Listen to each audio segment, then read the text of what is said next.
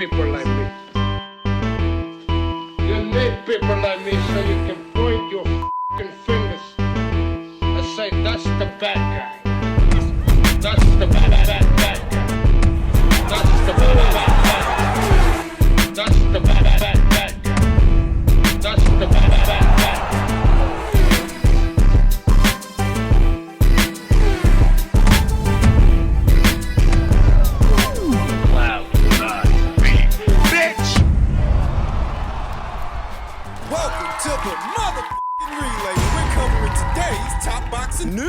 Okay, we'll start with this. An update in the career of up-and-comer based out of Las Vegas, Nevada, Czarina McCoy.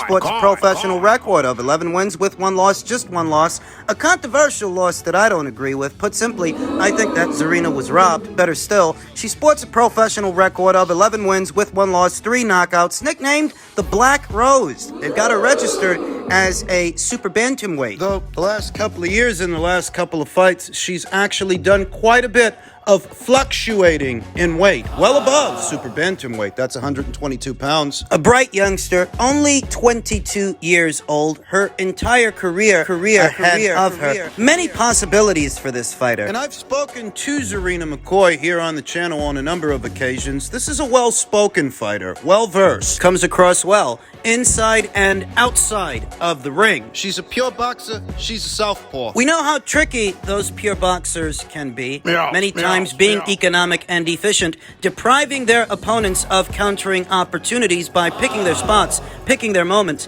beating those feet, using those legs, moving around, countering in kind. Pure boxers are a tricky bunch, and tack on that young Czarina is a southpaw. That makes her twice as tricky, because we know how tricky those southpaws can be. Czarina McCoy has kept a steady schedule of activity the last 12 months. She fought 4 times. Four times last year. Based on this latest news, she's now with Split T Management. Split T Management, that's Christina Leonardatu, that's Kaylee Reese, Harry McGee. A good, strong stable of fighters. Very formidable fighters. Czarina McCoy is now among them, and I've no doubts in their capable hands they can put her in more interesting situations than the situations she's already been in. 12 professional contests, 12 professional bouts. And as stated, she's been fluctuating in weight quite a bit. The Basilia Manzanilla fight, that took place at featherweight in July of last year. In September, she shared the ring with Paulina Cordona. And that was up there at lightweight. Lightweight, that's 135 pounds. That was in September. In December, she shared the ring with Monica Henao up there at super lightweight. Super lightweight, that's 140 pounds. That's where Chantel Cameron currently reigns as that division's undisputed champion. So what you're seeing in Czarina McCoy's last 3 fights is that she went from featherweight up to lightweight up to super lightweight, even though she's registered as a super bantamweight. Because she's only 22 years old, I'm sure that gradually she's going to get back down. She's going to move back down in weight to a more ideal weight for her, especially at this point in her career. There are more opportunities for Czarina down there at super bantam than there are at super lightweight, or featherweight. You have to remember that at super lightweight, there's only one champion, and that's Chantel Cameron. And even if the belts end up changing hands from Chantel over to Katie, Czarina McCoy here and now, she's not ready for a Katie Taylor fight or a Chantel Cameron fight for that matter. At featherweight, look, anywhere in between 126 and 140 pounds. At 140, Chantel's the undisputed champion. At 135, it's Katie. At 130, it's Alicia Baumgartner. And at 126, it's Amandia Serrano. It's no knock on Czarina McCoy to say that she's not ready for fights with any of those fighters, any of those champions, those undisputed. She's not ready. Those eggs need more bacon. And that's not a knock on Czarina McCoy's abilities. That's not a knock on the fighter that she is. I think she can go on to become not just a champion, but a multi-weight champion and maybe an undisputed champion. In time, at just 22 years old, with 12 professional contests, they've got her registered as a super bantamweight. And it would be more beneficial for Czarina here and now to campaign as a super bantamweight than to campaign at any of those other weights. Here's why. At super bantamweight, There are any number of world title opportunities that make for more winnable fights, more winnable title fights than what she'll find above 122 pounds. She's just not ready for those fighters, not above 122, but at 122, there's 4 champions for opportunities to become a champion. New Zealand's own Czarina Johnson, she's got the IBF. Mexico's own Jamie Mercado, she's got the WBC. Deborah Dionysius of Argentina, she's got the WBO, and Venezuela's Mayerling Rivas, she's got the WBA. In the very near future, the IBF title may change hands from Czarina Johnson to Ellie Scottney just as well towards the end of this month. The WBO title may end up changing hands from Deborah Dionysius to Sigaline Lafarve of La France. This is the ideal division for Czarina McCoy, who's only 22 years old. Because she's only 22,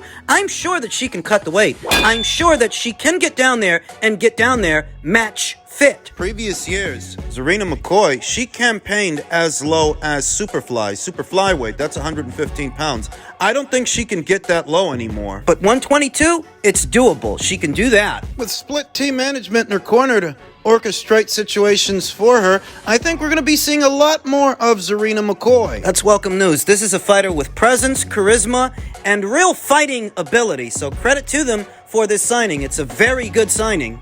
Ryan, you know how you beat Tank? Really want to know how to beat him?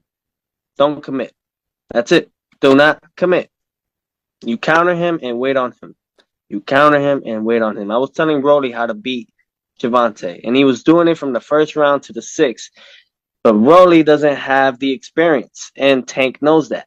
Irrespective of what you think of Teo Fimo Lopez, the fighter, his fighting ability, irrespective of what you think of his previous business decisions, there's an air of truth to what he's saying. He's actually right. For Ryan Garcia to win this fight, he has to be mindful not to commit. Don't commit to his jab and don't commit to his power shots, to his straight right hand. Don't leave yourself out there open to be countered. But I thought you said he's got to use his jab. He definitely does, but what he doesn't want to do is overcommit to it, stepping into it within striking distance of Devonte Davis, the same way that Rolly Romero stepped within striking distance of Devonte Davis. He was having success in that fight using his jab, but he got overzealous. He stepped into his jab to bring over a backhand and got caught. He got caught out there. He committed to the jab-right-hand combination, trying to nail Devonte Davis with it and got countered. Ryan Garcia has height on Devonte Davis, length on Devonte Davis, but what he doesn't want to do is give it up to him. He doesn't want to give it up to him, committing to his shots and stepping into his punches, getting within range of Devonte. He's got to make Devonte Davis work for his meal. You open up too much and he's going to catch you between the shots, between the punches, because what he is a counterpuncher, and he needs countering opportunities. Thus, when Teo Fimo Lopez instructs him to not commit, he's talking about not committing to his shots, not committing to his punches, not stepping into him and throwing them forcefully. He's got to use the jab, but change the cadence on it. Some of those jabs have got to be decoy jabs, decoy punches, just to keep that hand in front of the guy. And occasionally, you slip a hard jab in there, a hard jab to keep Devonte Davis guessing. Because Ryan Garcia is taller than Devonte Davis and longer than Devonte Davis, he's got to manage the distance with the lead hand, with the jab, changing the cadence of the jab and taking a half step back if he slips it. If Devonte Davis slips past the jab, you don't want to engage the guy. You want to maintain distance, maintain space between you and him, taking a half step back to keep him at arm's length. You don't want to trade punches with him in the pocket because he's the shorter, stumpier fighter with the shorter arms. Mid-range to inside, the smaller guy with the smaller arms actually has the advantage. Ryan's got to keep it long and loose and on the outside. Now, whether or not any of you out there actually trust him to stick to that kind of game plan, well, that's something else entirely, but that's what he's got to do. If you don't want to get clipped and you don't want to get hit, don't commit. Don't do it. Make the shorter, stumpier fighter with the shorter arms have to hyperextend, forcing him to lunge in just to try to land anything. Because Devonte Davis is smaller than Ryan Garcia, he has to. Ryan Garcia's got height, Ryan Garcia's got speed. Used properly, he can make Devonte Davis have to work for his meal. Moreover, he can frustrate him, forcing him to sacrifice defense for offense, lunging in to land punches and making mistakes, leaving him open for left hooks, short ones. The counter left hook is the ticket. I expect a knockout in that fight. Yeah. I would give the edge a little more towards Devonte because of experience, right? And that's factual. We can agree with that. And I think his performances are just strong. You know, you kind kind of guaranteed a knockout when it comes to Devonte. But let's not get Ryan twisted. Like, Ryan's been training. He's young. He's fired up. He's, made the adjustment of getting a new trainer. We've seen that adjustment in his last fight, and he looked great. I believe Devonte is going to feel him out. It depends on how a fighter feels somebody out. It could be 3 rounds. It could be 2. But I know they're both going to respect each other. That's facts. Yeah. It's reigning undisputed super featherweight champion Alicia Baumgartner giving her thoughts on this weekend's mega match, and I think she's right. In the beginning, in those early rounds, they're going to show each other respect. Ryan is going to show Gervonta Davis's countering ability respect, and Gervonta is going to give Ryan speed and height, his length respect. He has to. He can't walk in there swinging for the fences. He'll get caught with a left hook. Interestingly enough, Gervonta Davis is fully aware of Ryan Garcia's left hook. He's mindful of it because he said in his own words, that's all Ryan has. All he has is that left hook. But for this assignment, that might be all he needs. A couple of jabs, changing the cadence of the jab, managing the distance. Taking a half step back to give yourself some room and keep this guy in front of you. Keep him at arm's length and setting him up for a counter hook. Counter left hook upstairs or downstairs. So going for a hook downstairs, going for a body shot is risky because then that side of your face ain't protected. Ryan's got to set him up. It's exactly the way Teo Fimo Lopez says it is. If he doesn't want to get hit, don't overcommit. To Alicia's point about experience, Gervonta Davis does in fact have more rounds in the bank, more experience than Ryan Garcia. Thus, he has more poise, more muscle memory. Second nature, almost, knowing what shots to go for and when to go for them. Poise is important in this fight. Poise and patience. It goes a long way. Whether or not Ryan Garcia actually has the poise and patience for this fight is undetermined because, he's not the busiest fighter. In spite of his popularity, his own career has been very stop and start. It has. It's going to take poise and patience to stay on the jab, keep this guy at arm's length, and set him up for something big. Frustrate him. Sticking to the game plan to where this guy starts to come apart at the seams. He can't land anything of substance, and he starts to make mistakes. Out of desperation. I don't think that Ryan Garcia can hope to win a points decision in this match. He has to bank on a knockout, setting one up, but that takes poise, patience, and ring IQ. You start touching this guy with your jab, don't get it in your head it's time to bring over right hands. Not just yet. You get too overconfident, you start committing to your shots, that's as soon as it'll take this guy to counter you. No, I don't have the highest opinion of Gervonta Davis's boxing. I don't. But he is a more experienced fighter with more rounds in the bank than Ryan Garcia. And experience in and of itself can go a long way. This won't be the first time that Gervonta Davis is fighting a taller fighter than he is. Then again, this won't be the first time Ryan Garcia is opposite the ring, a crafty southpaw. I feel like we as a boxing industry, we're sort of where the music industry was in the early 2000s. And people were saying the music industry was dead. Now, people are not saying that about, boxing, clearly. But the challenges are the same, because at that point, the piracy technology had gotten way ahead of the anti-piracy. I feel like the piracy issue perhaps affects the PBC and Showtime a bit more than it affects, say, Top Rank and ESPN or Matchroom and DAZN, because for the most part, PBC is an outfit. They're staging more pay-per-views than anybody right now. They've already staged 2 this year. This weekend's fight makes 3. Technology, and it was really killing the business. And they eventually figured it out. For them, the solution was streaming and a different business model, and now, everything's good for them. For the music industry, it is. It's evolved over time from vinyl to 8-track tapes, 8-track tapes to cassette tapes, cassette tapes to CDs, CDs to MP3s, and now it's streaming. So I think we're at a point where we need the technology to catch up. I think it will, but you're absolutely right. I mean, I think it is absolutely preventing some of the big fights from happening. I think Spence Crawford, there's no secret, that's part of the issues is trying to predict how big a fight it is and what each fighter deserves to make. For all the guff I give Stefan Espinoza, he's actually not wrong there. When there's as much piracy as there is affecting the buy rate of a show, the buy rate of a pay-per-view, the people bankrolling it have to mitigate the risks. You can't afford to throw a fuck ton of money at a show unless you know with some certainty that you'll get it back. Is much harder when you're losing 30 or 40% of piracy.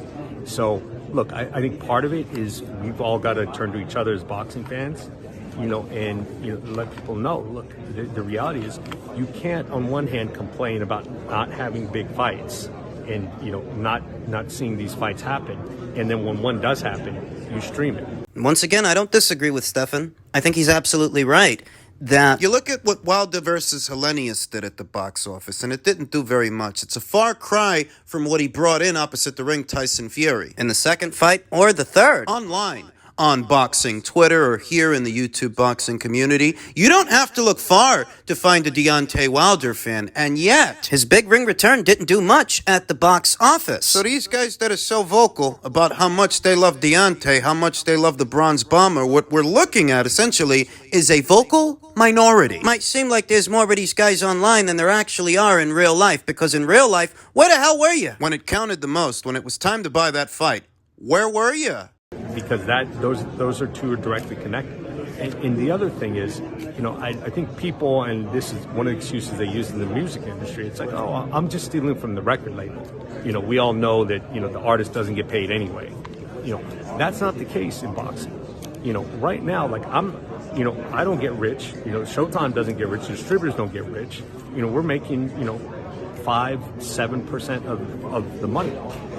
The fighters are making 80% of the money. So really, when people are streaming, they're taking money directly out of the pockets of the fighters. So it's a $70 pay-per-view. That's $50-$60 that's coming out of the fighters' pockets. So You got guys, they want big cash guarantees. Big money, assurances, essentially a safety net, that even if the pay-per-view doesn't do big numbers, they can still get big money. That's a problem. That's a problem for the people bankrolling these shows, because they don't want to just throw money at it without any assurances that they can get it back. That they'll at least break even. Piracy, affecting the buy rate of a show as much as it does. Just putting one on, it's a risk. It's a big risk every single time. And the people bankrolling these shows, They have to mitigate the risks because nobody's in the business of losing money. I don't know how you can claim to be a boxing fan and be regularly streaming big fights. piracy, being able to watch a fight illegally is so easy these days. That's a factor. That's a contributing factor. But you know what else is a contributing factor?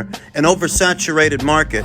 Too many pay-per-views. Too many fights ending up behind a paywall. How many times a year are you gonna ask the consumers, ask the boxing fans, to go into their wallets? Because by my count, you've done that 2 times already. This weekend's fight makes 3. And there will be more. There will be more later on this year. I feel like the piracy issue affects the PBC the most, because they're the ones staging the most box office fights. Thus, it's their own consumer base that Stefan Espinoza is addressing. It's them he's talking to. Not us. Not me. I post my pay-per-view purchases by way of my social media on a regular basis whenever I buy a box office fight on a Showtime, an ESPN, or a DAZN. Stefan's comments directly address. He's talking to the PBC fans themselves, or the ones that claim to be PBC fans. They're the ones that rejoice as Showtime inundates the market with box office fights, but they're the ones that are also not paying for them. They're the ones stealing them.